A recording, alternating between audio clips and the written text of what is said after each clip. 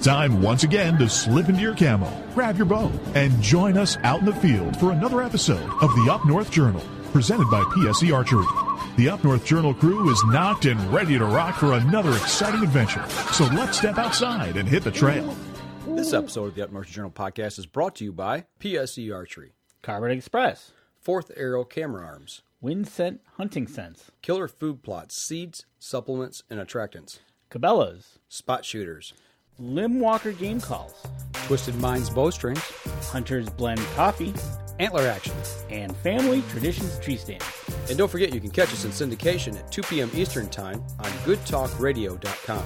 Welcome back to another episode of the Up North Journal podcast, everybody. I'm host Mike Adams, sitting in the cabin on the fresh trip back from up north with Dan DeFaw. What's happening? Run down the road trying to loosen my load. And I tell you what, you took... Got 7 deer on my mind. Right, you did, but you were hanging tree stands, checking out trail cameras. Yeah, I ran up north. Did a little work this weekend. Beautiful sunrises. Hanging out with a couple friends. Checked trail cams. And yeah, it was a work weekend, but it was a good weekend. So it's always a different type of work. How was that wind Friday night? Oh my gosh. Okay, so the wind Friday night was entertaining, to say the least, because we went to the local football game.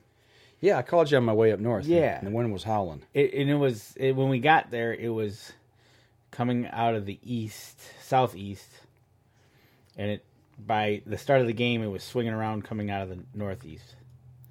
Did they win? They did. Okay. Oh yeah, they won pretty handily.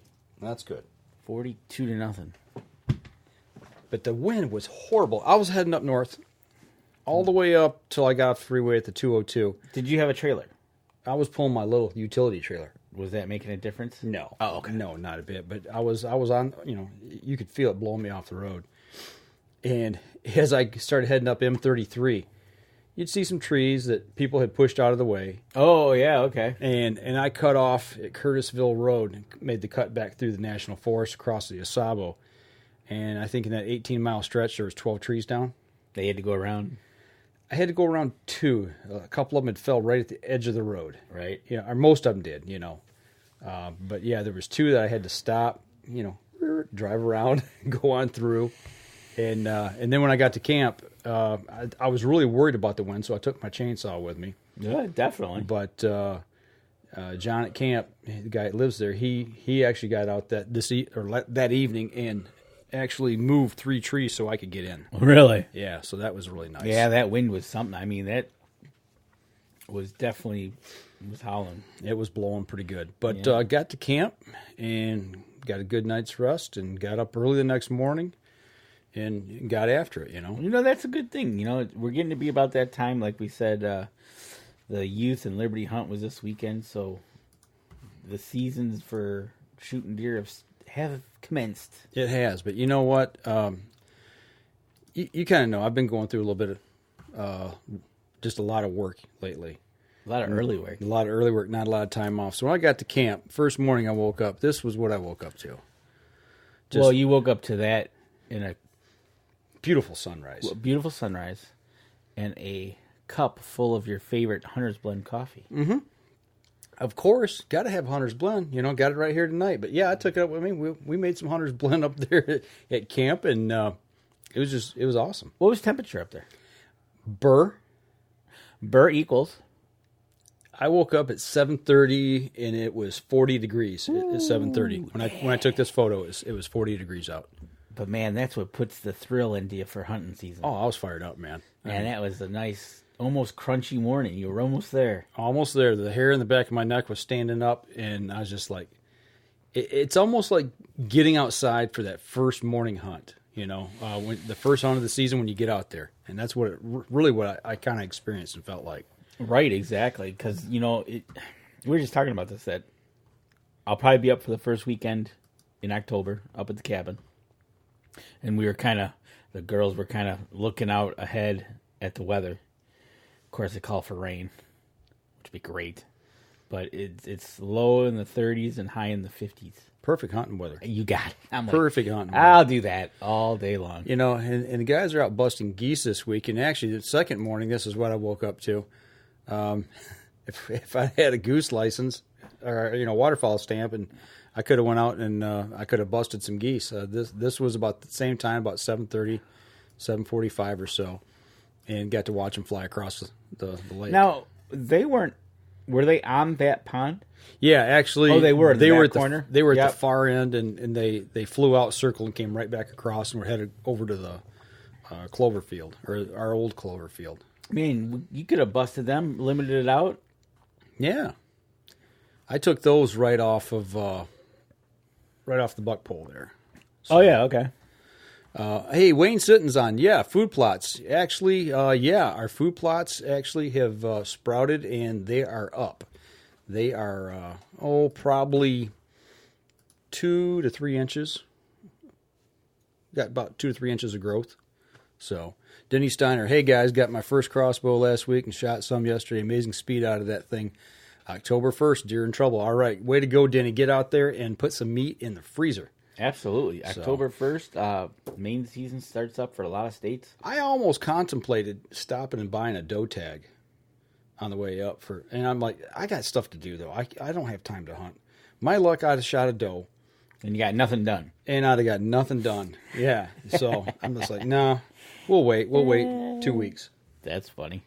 No, but that's the way it goes, Sometimes the unexpected. But yeah. Anyways, so your food plots are coming out. That's a good sign. Yeah. Kind of getting back to what Wayne was asking there about our food plots. We planted them, I think, a week and a half ago, 2 weeks ago, and our wheat's up. Yeah, it's a good 2 inches, maybe 3 inches in a couple places. It's starting to really kick and take off. So good. It's got a couple. But the deer are not in the food plots. Where are the deer? Well, we call it the sucker effect or the yo-yo effect. Oh, yeah. They're surrounding landowners doing things they shouldn't be doing. They're going on a little adventure for a little while. Yeah, they're looking for other treats that people are putting out. Sweet treats. Yeah. So, but you know what? I think that's okay. That's fine because that gives our fields a chance to get actually take off. It kind of works this year in a weird because last year they were mowing them. Yeah, right. This year they're gone, so it's giving them time to get established. Getting a little bit up there. But you know what? What I found that was really encouraging is we have got acorns all over the ground. Okay. I mean, we are littered with acorns. That's good. That's a good sign. Or it means we're going to have a hard winter. And the deer I did see on the property, that's kind of where they were. They were filtering through, Okay. They were in and around the oaks. That's good. That's they're chomping down the acorns and preparing for a couple of things coming up. Yep, absolutely. So breeding season and winter. It's all good, man. Yeah, absolutely. Adam Kimmer says, yeah, they were everywhere this morning. You talking about the deer or the geese, Adam? I don't know which one. We kind of jumped through there. I heard geese this morning and last night and Friday night at the game. Yeah. Speaking of the wind, I was watching some geese try to fly into the wind. It was a slow go, but they got to where they were going. Okay. But it was kind of funny. A lot of flapping and not a lot of mileage being put on. They were working for every feet they were getting. They're supposed to be carrying the mail with the wind. Yeah, well, so to speak, they were going against the wind, and it was pretty funny. But Wayne says white oaks are loaded this year. It will change in about 3 weeks. We're seeing that everywhere. That's good. Yeah, that's what I'm seeing was our white oaks are just loaded. I mean, I could bend down in any given tree, and I'd bend down and I could put 10 to 15 in my hand in a circle. No bigger than that. A pie plate. And you could put 10 to 15 acorns in your hand. Man, they got some good food then to wander through. Yeah, that was encouraging to see that on the ground. Give them a little something different. Hopefully hold them around a little bit. Adam's talking about geese. Yeah, we were covered up with them up there, as you could tell by the photo. The geese are, especially now that should be cutting the fields, and they'll be heading out there, and they're all over the place. Yeah, we were averaging 100, 150 a night roosting on the water and in the fields. So now they don't stay there all year round. That's just a transition, right? Yeah. We've got some resident geese there, that nest there every year. But these are just coming in, when they're going from field to field in the area. They come back to they roost on the lake, and they'll they'll spend some time in our fields, but mostly they're flying through, heading somewhere else. So Right. But no, it was a good trip. It was exhausting, but we did a lot of Exhausting. work. Would you put some tree stands up or something? Yeah, but before, let's see what we got. A few minutes here. I'll wait until we come back to the next Yeah, segment. we'll Talk say about a that. quick little product that I used Oh, okay. out in the field. But yeah, we kind of got everything ready to roll. We got the quad out and loaded up the trailer and made our way through the woods. Started putting tree stands up. Time to do a little work in the field and Yeah, getting those tree stands up. I left 4. I left 4 stands as is. Made sure they were trimmed, ratcheted back down, ready to go. And I moved one, and then I had that big one, that X stand, tree stand that I got, that double this year that we put up.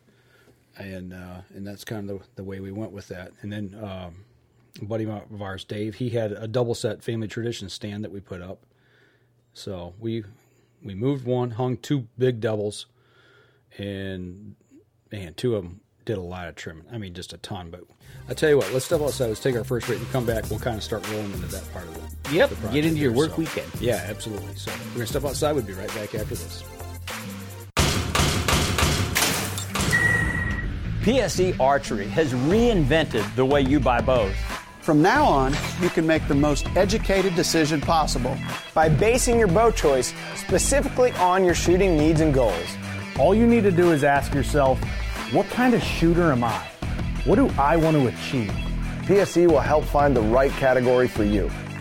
So, what kind of shooter are you? Find out at psearchery.com. Killer Food Plots have been helping property owners for over 20 years create premier whitetail habitat. Whether replenishing your soil with their all-natural Organics Fusion pellets or planting a premier KFP food plot seed blend to help your deer rebuild their bodies through spring and summer while supplying the much-needed high energy during and after the rut, you can trust that Killer Food Plots family and their products will help your deer achieve their full potential.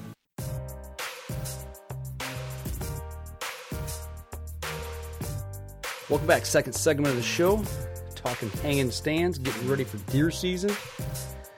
Finishing them up, getting them up. Yeah. So last week, Josh Hagerman, buddy of ours down in Indiana, he runs an outdoor group, and he works with Easy Cut. I don't know, have you ever seen these loppers? Yes. From Easy Cut? He said, why don't you try these out? So I took these up into the woods this weekend, and I was blown away at the way those things work. Those saved me a lot of time. They're strong. They cut through just about anything. I was cutting limbs about the size of a quarter with no problem. And it works on the ratchet system. Whether it was oak, pine, didn't matter. Cool. So those things I got up. Man, I want to show you this stand, this first stand that we set. Hopefully you guys can see it there. But what you're looking at is 3 oak trees together, but look how wiry those limbs are. Getting a shot through that could be interesting. Yeah, well, actually I've got 2 good, really good shooting lanes out of that right now. And thanks to the Easy Cuts here. Okay. So they were running a sale this weekend, actually, and I bought the whole kit, their whole complete kit, and it was 30% off.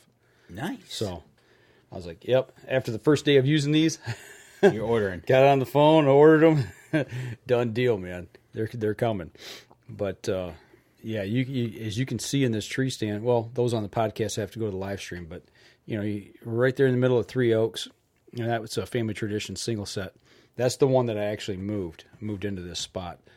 And let me get you. So what's in the Easy Cut? What else do they have besides these hand? They've got loppers. They've got the sharpeners that go with them. They got the packs, like a backpack style thing that you put everything into. Okay. You transport it all. So yeah, nice.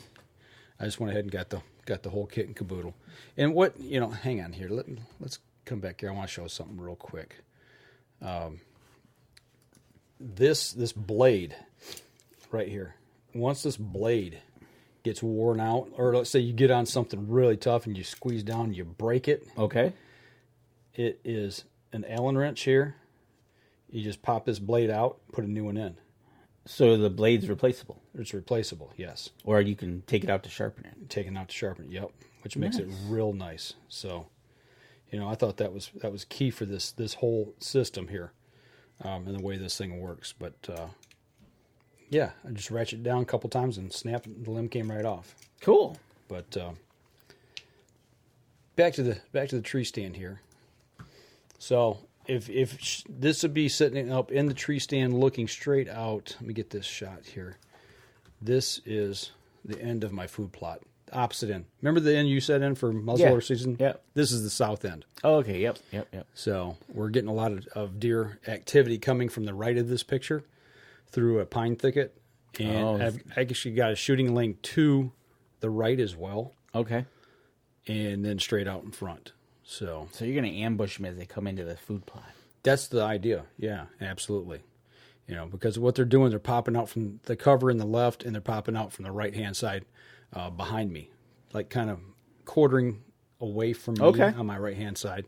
And I've got a shooting lane back that way. So that's one of the things that when you're setting up your food plots that I've noticed that everybody's taking their time when they're setting these up to put them right next to the cover. Mm-hmm. Or if you're doing a later food plot, you put them next to their bedding area. Right. So they can get up from their bedding area, get right into the food, eat, get back to bedding.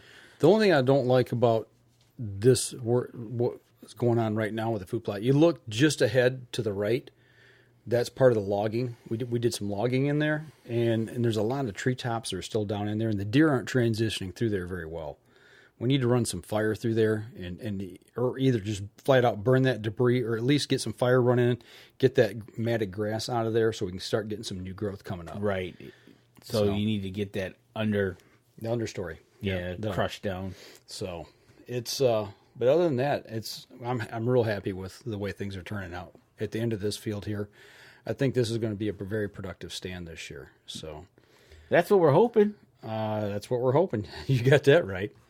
And then the big double that the X-Men, the X stand, X-stand. This is on a hillside. You can kind of see the lay of the land, how it runs, from the bottom left to the upper right, and that's on a hillside looking down into a ravine. And what we found is the deer are transitioning down through the middle of this ravine, and here, let me get you another photo here. Down through that thick stuff. Okay. They're moving from left to right. I mean, you can tell I'm pretty well up in the air from there. You're right on the edge of it, and that's about 35 yards to the edge of the pines. But you're 18 feet in the tree? Yeah, 18 foot Plus up. Yeah. You take the angle of the hill? Yeah. It's up there. It's way So up there. actually, if you were to turn in the right of this picture, the hill is actually closer on your right side as it's going uphill, the grade. Yeah. This, it would go back to this other photo. Yeah, I'm looking to my right. Yeah. So your deer's going to pop up there and they'll be eye level with you. Pretty much. Well, actually, if I look over behind me, we're up on that high road Oak Ridge. Mm-hmm. Yep. And I can actually see and shoot, like come rifle season, I can shoot back towards my big raised up platform stand. Yeah. This is just a whole different perspective of where the deer are right now. So now, do you think that's because of the logging project they've shifted, or do you think you have a reason as to why they've transitioned to these different spots? I just think with the activity on the property, okay, the amount of activity and the way it's laid out, I just think they found this. They're hunkering down for cover. They're using this as a transition point from our neighbor onto our property. Okay, it's just a natural way for them to get through and not be seen. It's a nice thick transition, like a doorway. Yeah, pretty much. And speaking of doorways, we kind of open up a couple. I see that. So you see the lone pine tree there in the front? Yeah, it looks like you got two windows there, and you see that brush pile behind it? That's a pretty big brush pile. Yeah, we made that today with chainsaw. Yeah, with chainsaw. Yeah, Yeah, but basically you see these 2 holes there. That's what we cut out. And, basically 2 little windows into where that trail runs. They run that trail left to right, right to left. And, I'm hoping that that's where we're going to be able to see them in one window and shoot them in the next. So there's a trail behind that brush pile?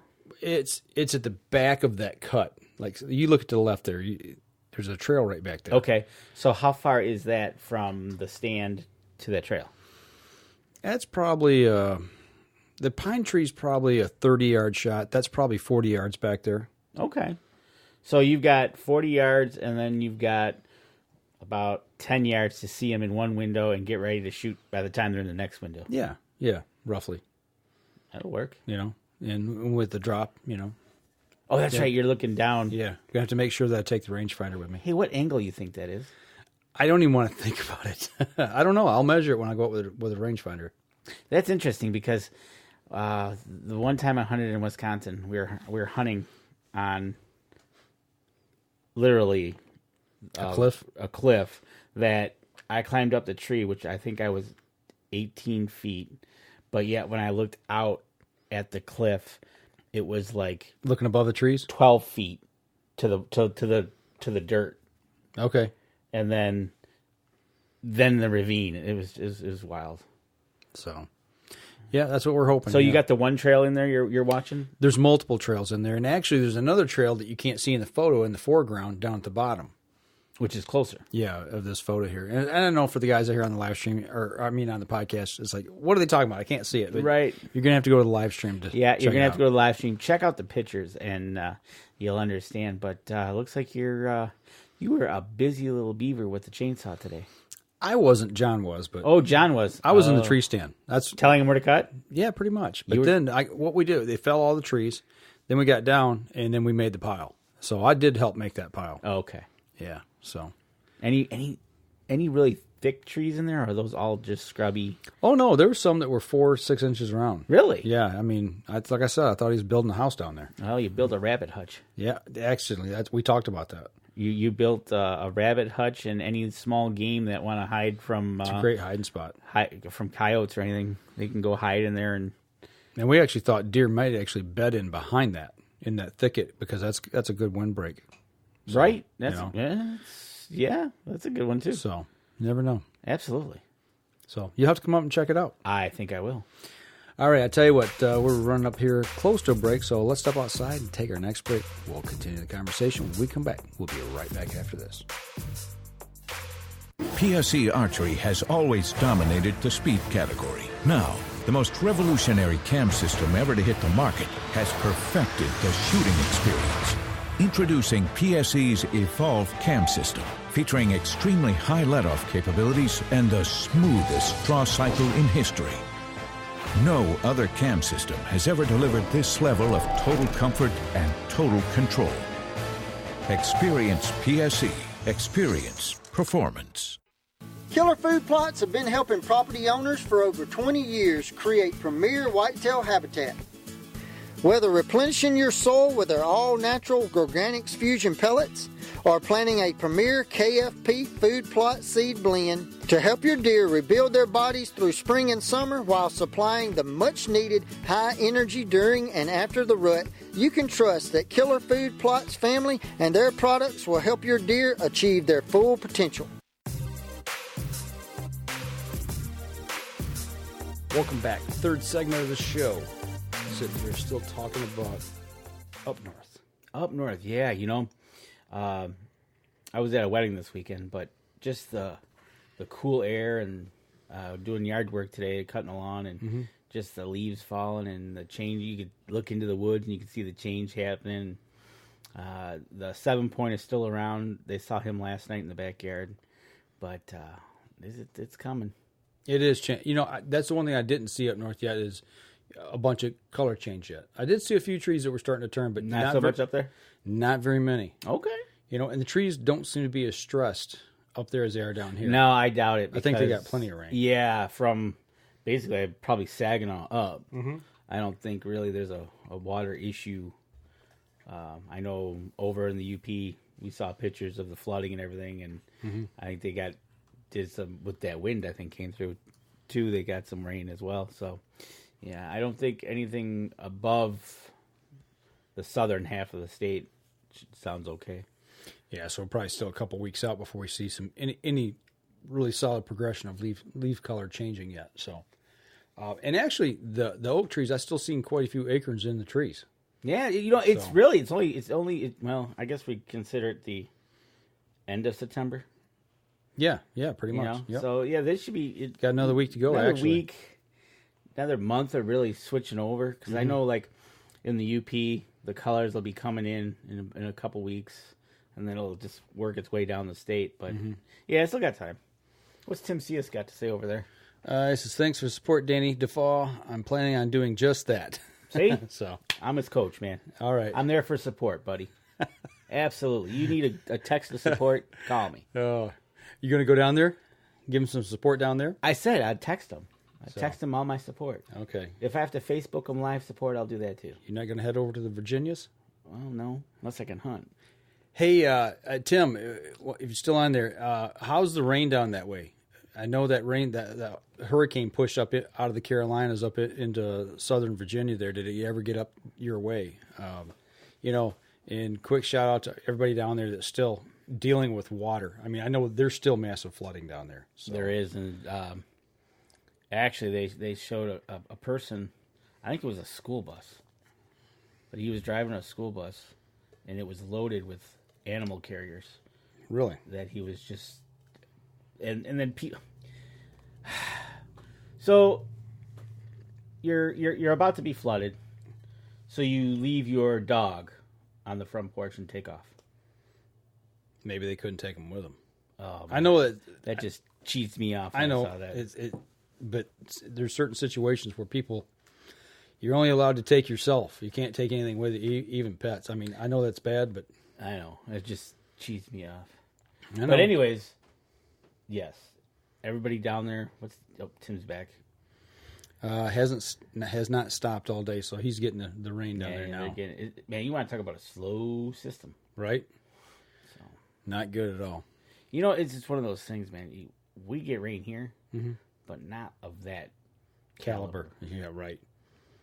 Yeah, thank goodness. Right. So yeah, it's just one of those things. But been shooting your bow? Speaking of that, I shot today. Did you? Yes, I did. Okay. I pulled out the Ferocity. Gabby, because we're going to go up the first weekend. Okay. For a long weekend. And Gabby and I, we're going to go up there. Going to try to get her first deer. We won't be able to shoot any does, so she's going to be looking for a buck. I think she's just going to have a regular license, so... Y'all don't run APRs up there, do you? You do if you buy a second license, the double, the combo. If you buy the combo, if you buy the combo, you're running APRs. If you buy a single, okay, and you're allowed one buck. Okay. So she will be with me, and we're gonna try to get her first buck, like Kelly got her first buck last year. Nice. Yeah. So she was out practicing this morning when I got back. So I grabbed the Ferocity, pulled it out. Shot a couple times. And? Hit the target. And? I'm good. And then I cut the grass. You're good to go? I'm good. Okay. Good to go. Completely missed the target the first shot. And seriously? Oh, yeah. Put it right over its back. Seriously? Yeah. How far were you shooting? 20 yards. What happened? Yeah. I was nervous. Of what? Nervous of hitting the target. So you scare me. So if a deer comes out there, it just needs to make you nervous. Yeah, well, no, I just gotta focus. Put it where I want it. It'll go right where I want it. Okay, all right, so. Good enough. Hey, Jerry Lambert. Jerry Lambert joins us. Jason Pfister's asking if we're gonna do any indoor shooting. I'd like to. I wouldn't mind doing a couple indoors just to keep, especially after November. Okay, I'm just gonna put this out there because I don't know. You hear people talking about setting their rigs up. They got their hunting rig, then they got their target rig for outdoor season, then they got a rig. Their indoor rig. Indoor set. What's the difference between an outdoor setup and indoor setup, other than maybe the diameter of the arrows? I don't know.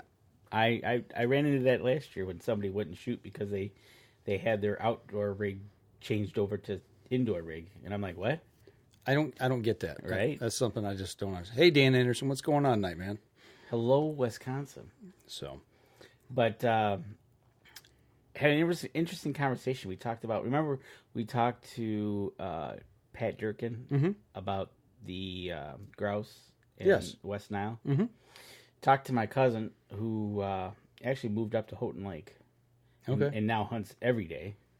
Nice. And we were talking about that a little bit. He was talking about how they, at last year, the year before, they saw 10, 20 flushes a day. Mm-hmm. Then last year, they went down to 0. Really? In our area, which is kind of odd. So we're kind of debating if it was that or it wasn't that, the West Nile thing. And the thought is, and he doesn't think so. He says no. He thinks it was a combination of a cold, wet spring, bad hatch. Yeah. Okay. So that's what he was blaming. He wasn't too concerned about the West Nile because we talked about Patrick Durkin how Wisconsin closed the season early. Right. We'll close the season early. Right. Yeah. So, but now he moved up to Houghton Lake and hunts every day. Well, some people, they're able to do that. He retired, and him and his wife, he gets on the gator in the morning and heads out somewhere, and then he was talking about seeing all these grouse on the road, and he's like, wow, "What are they doing?" Mm-hmm. Well, come to find out that there was oak stands in the roads he was crewing. The cars were going through and crushing the oaks. So the birds their birds were coming to eat the acorns. Right. Mm-hmm. So he's like, wow. So it's pretty good. But okay. Yeah. So I've heard a lot of guys that will do that with black walnuts because they're so hard. Yeah. They'll take them, and once they get the husk off and they dry out, they'll take them, they'll put them in their driveway and run over them with a car, get them to break them up. Makes sense. Just because they're so hard to break. So. Right. They're but isn't that weird how an animal will adapt to something like that? Right. Exactly. Hey, if this lands on the road, it's going to get crushed. Yeah. We'll go down and need it. Just got to watch out for cars. Right. So that's funny. It was. And hey, Josh, what's going on? Josh, you missed the first segment or second segment. We're talking about the easy cuts, man. Thank you. These things saved my hiney up there this weekend. So thank you. And a chainsaw. That's right. So, but yeah, it's just getting ready for the season. I'm ready. Good. Yeah, I'd like to go up next weekend. I'd like to move a couple. Actually, I pulled 2 cameras completely out of service, just because I seen what I wanted to see or didn't see. And it's like, okay, these are done here. Let's move them to a different spot. Okay. So I've got 2. I brought 2 home, and I just started going through my cameras, and got a lot of pictures to go through. You got a lot of pictures to go through. Nice. I don't know if they're all false positives, but I think I counted on 7 cameras. I had close to between 5,000 and 6,000 photos. I believe it. And I was like, geez. But I've had them out for, I think, 3-4 months now. So when I went and a lot of photos. When I got those 3 cameras, there was 2,500, 3,000 pictures on each camera. And I still got 1 camera out there. Yeah. So I was like, yeah, I believe you got about that many pictures. So I just started going through them. Right, and click. Right. So nothing substantial yet as far as anything earth-shattering for bucks. But I told you before the show started tonight, and I got to get a picture off of the my iPad, and I'll put it on maybe on next week's show. But a 4-point that just you said it's awesome. It just is. It blows my mind that the structure of this 4-point, and it's probably a big 1.5-year-old buck, but it's just like it just looked like he had a little bit of mass, but the tines, they stand up way up above his head and swoop out, and it's just like, just imagine if he had some nutrition to go with that. And he's a 4-point. Yeah, to put a couple more tines on him, So give him 2 or 3 years and see what he can do. Right. So, Exactly. It was nice seeing the growth on that thing. So well, that's the nutrition factor, right? Mm-hmm. Yeah, we didn't do an early planting this year, spring planting. Whether that led to it or not, I don't know. I don't know. Just you're working through the program, so yeah. So it'll take a year or two to get yeah ramped up. This was your first absolutely into it, so Barber Pursuit. I assume I know better because I know our buddy Joe uses his wife's login. So hello to Joe. Camp was nice this weekend, Joe. It was beautiful up there. The weather was awesome. It was nice and crisp and clear. We talked about the wind up there on Friday. I did have to move one log out of the road, getting up to my spot to hunt. Yeah. So we had one deadfall across so I grabbed the pull strap out, wrapped it around. One of the guys was giving me grief. He's like, "You're not going to move that log." And I said, "I'm going to move the log. I will move the log. Just stand back, and put it on the hook on the front bumper of the Jeep and eased it back nice and easy and pulled it right out of the way." There you go. See? So it was nice having that there. Didn't have to fire up no chainsaw. Nope. You just hook it and just back it out of there and turn it the way you want it. That's what I did. So that all worked out good. But I'll tell you what, we're bumping up on our next break here. So I'll tell you what, let's step outside real quick. When we come back, we will continue the conversation. We'll be right back after this.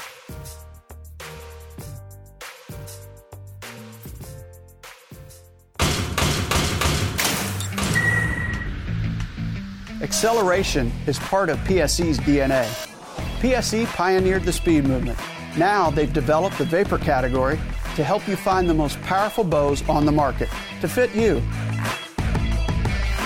High speed equates to intense power and building the momentum you need to be successful. Are you a vapor shooter? Find out at PSEArchery.com. Killer Food Plots have been helping property owners for over 20 years create premier whitetail habitat.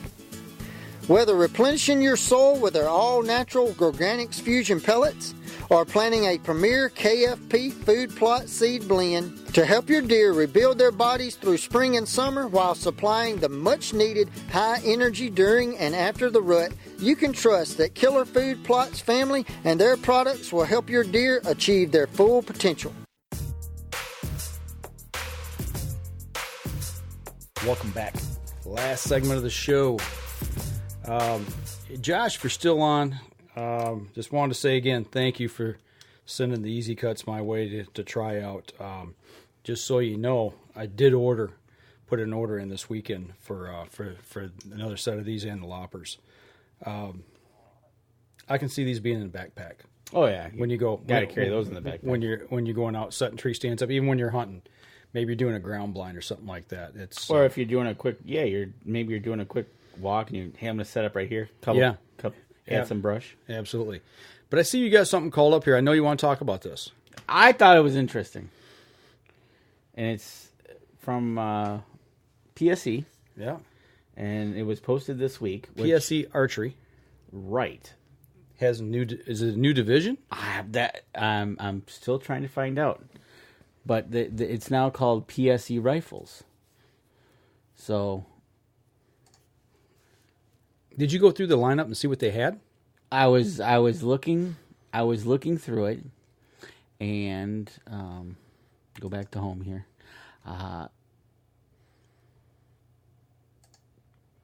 They've got rifle chassis. They've got what they're calling a rifle saddle. And it looks like they're calling a derail. That looks like a lower. That's a lower. What they're calling some kind of adapter. And a Arca Swiss clamp. What it looks like to me is they're building components for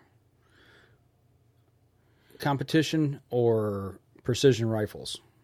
It looks to me like, yes, you are absolutely correct. That's what I'm guessing, so... But I thought that was interesting that they were coming out and coming out with these chassis. You know, like that chassis right there, that's got a pistol grip on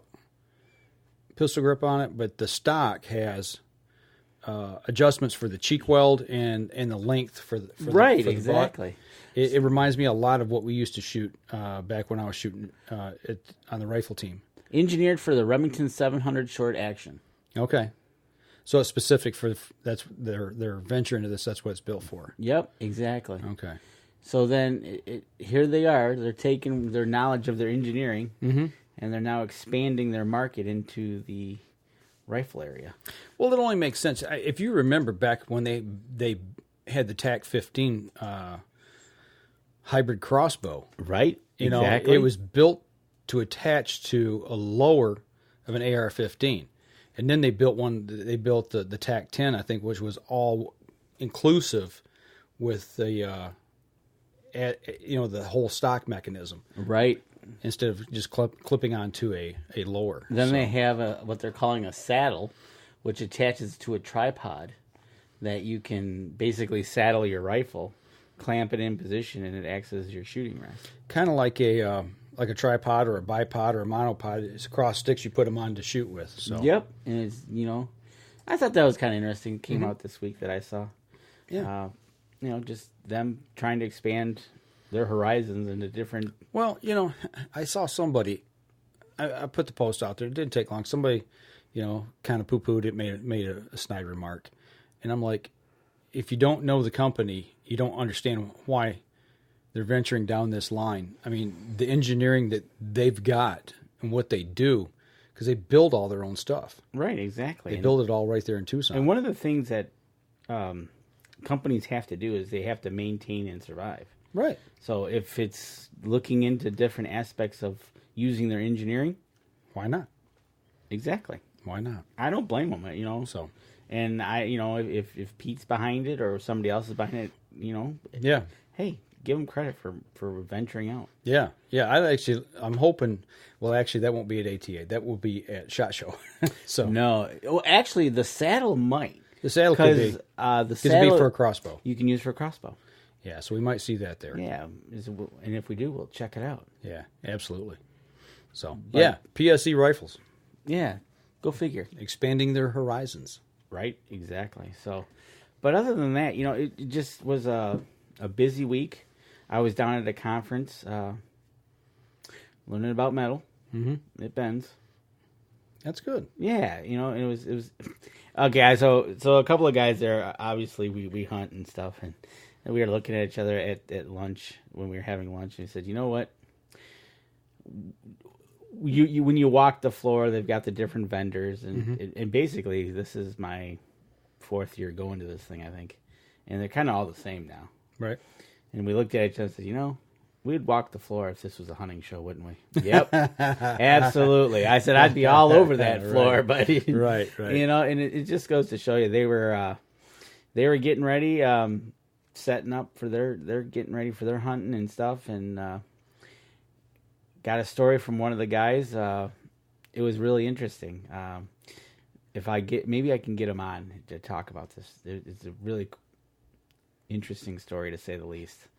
I won't mention anything now, but okay, cool. It was OMG. Okay. Well, Friday I was at work and I had to run up to Midland to shoot a commercial.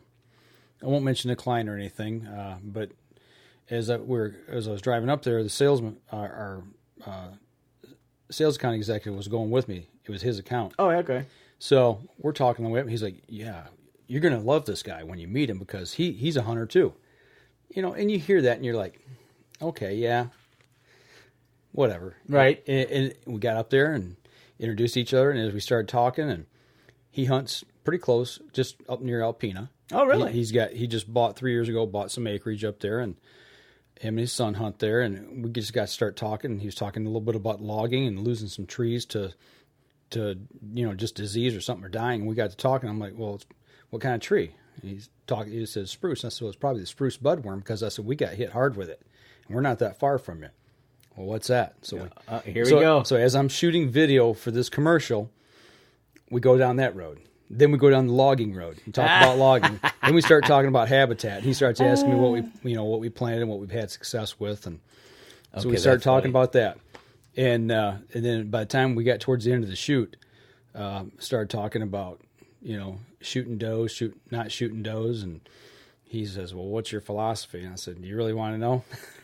So we went down that road, and I explained to him, talking about picking the right doe to shoot. And he's like, "How, well, what does that all entail, and how do you know?" So we went down that road, and then we started talking about food plots and the proximity of an old nanny doe with 2 young doe fawns, taking the best fawning cover, taking the food plot, kicking the young doe with the buck out to survive. And then I said that doe has to go a lot further and leave her fawn by itself longer to get food, to make milk.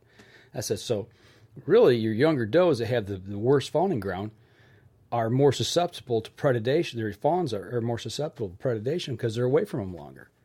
And he's just like, wow. He's like, how do you know that? I said, you start learning little bits and pieces and listen to the right people when they start putting all these things together. So yeah, I had one of those educational moments while I'm working. Same thing. We talk about, here we are at work and we end up talking about hunting. Mm-hmm.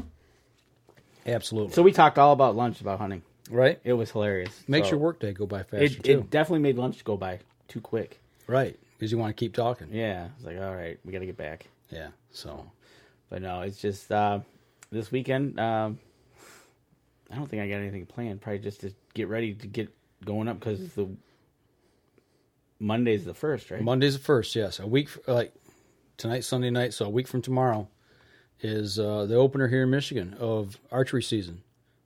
It's here. I mean, it's here, guys. Gals. I'm ready. So I hope my schedule should rotate back to a somewhat normal schedule. Normal. Even though we are doing some more training at work. But that should allow me some time to start getting stuff together, getting ready, and getting out and shooting my bow. That's easy for me to say. Yeah, easy for you to say, right? Shoot my bow some more. So. Right. You definitely need to keep up on the Hunter's Blend coffee. You're probably not drinking enough tonight. You're stuttering your words. Dude, I that's all I did was drink coffee up north. I mean, I had this cup full all day long. Yeah, and people got to remember, go to Hunter's Blend and use our code. Yeah, absolutely. Our promo code, the UNJ promo code, gets you extra 10% off your order. So when you get ready to check out, you go over and type in the promo code UNJ, all capitals, and it will save you 10% on your order. Yeah. HuntersBlendCoffee.com. Yep, on your online orders, get an extra 10%. Use the code. And they've also got their new dark roast, black powder. Good stuff. Absolutely, it actually is. I'm thoroughly surprised for being a dark roast how smooth it was. Absolutely. So yeah, I've been hitting the coffee hard all weekend. But I slept good. I didn't sleep long, but I felt refreshed. But yeah, we worked a lot. Good. Worked a lot. I can't wait to get back up there to the cabin. It's been too long for me. And the drive up, the wind was a little tedious, like I said. But when I pulled in through the gate at camp, it's just like all of a sudden 50 pounds was just lifted off my shoulders. And all was good until I pulled through the gate coming home. And then it's like, I got to go back to work tomorrow. Right. Here comes Monday. But even when you're working in the woods, it's work, but it's not work. It's a fun work. Yeah. Because you're trying to achieve a goal, working towards something. So. And hopefully we'll have some good news sometime in October, November. I hope. All your hard work will pay off. I hope. And if we're still not seeing shooter bucks, then, it's game on with does, man. We're going to fill some freezers and start working, because we got to work on that as well. Right. It's not just about shooting a buck. Yep. So, got to start doing what your manager or management plan says. Yep. Try to follow the rules. Yep. What do they want to do? It'll be good to go. Got my scale up there to weigh them with. I got my jawbone extractor. Yeah, I took it. You don't have to worry. Good. You don't have to run anymore. And I got my harvest data book. All right. That's what they call it, harvest data. I say kill data. The kill book. The kill book, yes. So right, exactly. So. Yeah. So all is well. Absolutely. Man, we've had a lot of people join here in the last 10 minutes, it looks like. I know. Carl Birchfield, Charles Penrod from Ohio, David White from Indiana, Matt Howard from Ohio, Will Miser, what's going on? I believe they're from PA. Matter of fact, and Diane Parker, a former coworker of mine, who's at Williams as well. And this Saturday starts the Ohio season, right? Last Saturday in September? The last Saturday in September. So to all of our Ohio hunters, archery hunters, good luck. Good luck to you next weekend when you get out. May your aim be true. There you go. And have an awesome sunrise as well. So it's always good to have a good sunrise. So anything else? Nope. I tell you what, we're going to go ahead and sign off on the podcast. We'll keep the live stream going here for a few minutes, and we can banter back and forth a little bit if you guys and gals have got anything.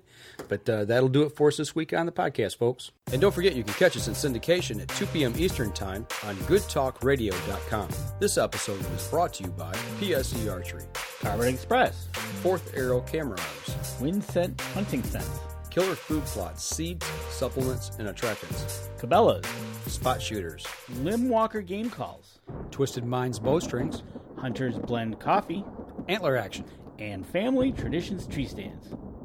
Thanks for listening, and join us again here next week. Until then, remember, as we always like to say, if you're out on the water or in the woods, shoot straight and be safe until next week on the Up North Journal.